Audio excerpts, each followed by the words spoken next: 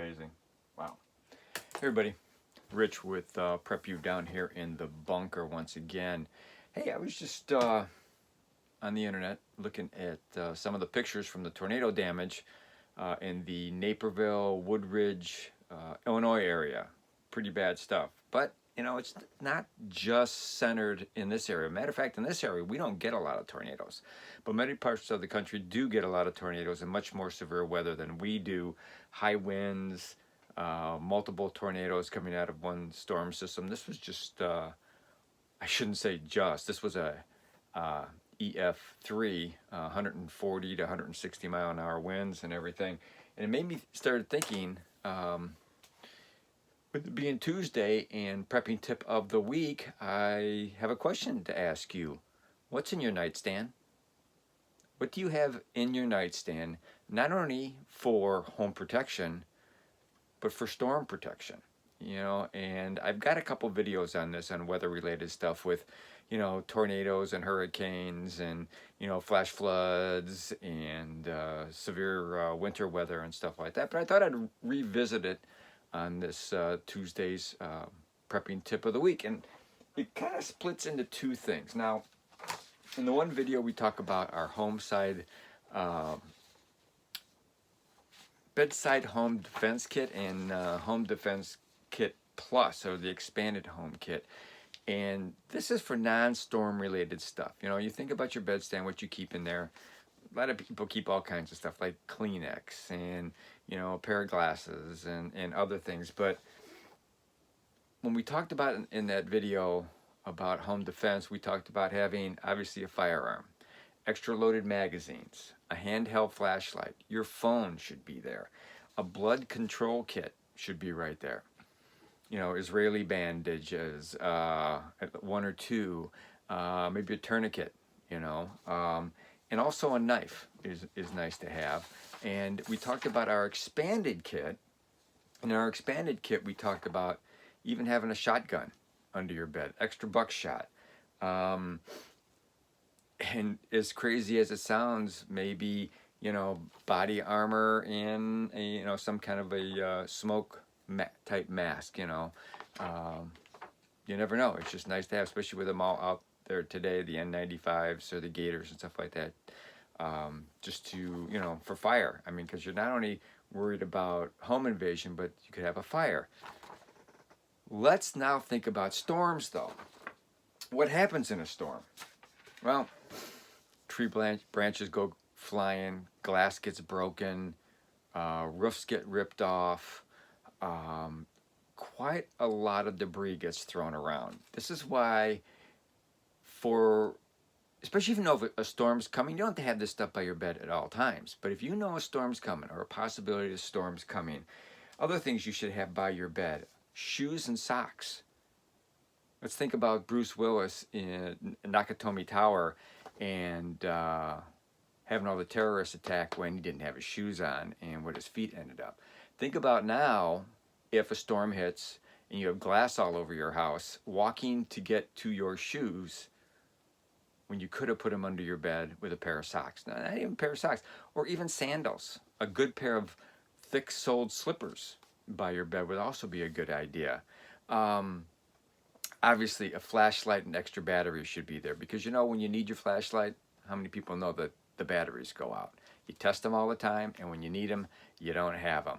A knife, we said that before. A firearm and extra magazine should always be there. Your phone and charger. There is really no reason not to have your phone next to your bed. You can charge it right there, and it's available for you. Myself, I mean, I've got kids that live far away or are out much later than I am, like I used to be, and they call. Well, if my phone's at my desk or my phone's in the kitchen, it doesn't do me any good. Just like if you get caught in a storm and the sirens don't go off and you get caught with your pants down, basically, and you get trapped in your house or trapped in your bedroom, nobody knows you're there. Now, granted, sure, could the cell phone towers be down too? Yes, they could. Could internet be down? Yes, they could. But if they're not, at least you have your cell phone with you and you can call for help. All right, and IDs. If you don't keep your wallet or IDs at your bedside and you keep them in some other part of the bedroom or some other part of the house, if your house gets hit, where are your IDs? Your IDs are gone. And try to get IDs after a storm is really impossible. And once you have to evacuate an area, because if it's damaged severely, the police and ESDA are going to have you leave the area. How are you going to get back in the area? Prove where you live if you don't have your IDs. Your ID should be wallet or whatever, some form of ID should either be on your phone, that's up to you, or hard copy should be by your bedside. So basically, if you merge these, it's great. If you don't want to have everything by your bed, I get it. You know, and there's other things you have to think about. You might want to have, you know, with you. You know, some stuff should always be there for home defense.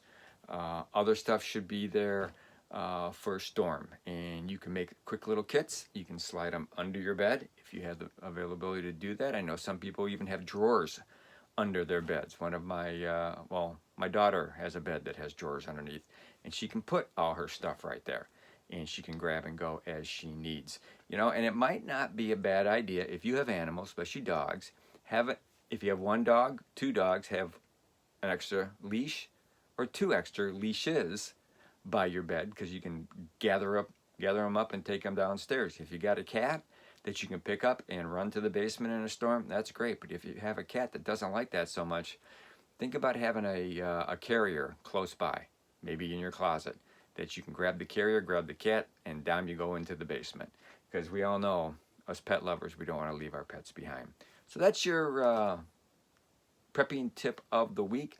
Think about your storms, be proactive, be ready. Hopefully you never have the problem of having to run for shelter or get woken up in the middle of the night with glass flying and your roof coming off. But you will have the stuff there available to keep you safe. And think about other items that might come in handy. Shoot me a comment. If there's other items that you think are even more important, comment. I really appreciate it. If you liked the video, please like the video and comment. If you didn't like it, if I forgot something, let me know. We'll make it better next time. So that's it. Subscribers, thank you. We appreciate this. Please pass this video on to other people. Check out our playlists, weather-related playlists. There's a lot of good stuff, a lot of good information on there that you should have. And also, we also have list videos that'll show you just a great way to start on what you need for particular items. So that's it for now. Like we always say, always be aware of your surrounding. Keep your eyes to the sky, and your weather radio. Also have a weather radio available. Have food, at least 3 months of food for shelter in place, and 72 hours or more for bug out if you have to. Hope you never have to. And please, please prep like your life depends on it, because it really does. Thanks a lot. See you next time.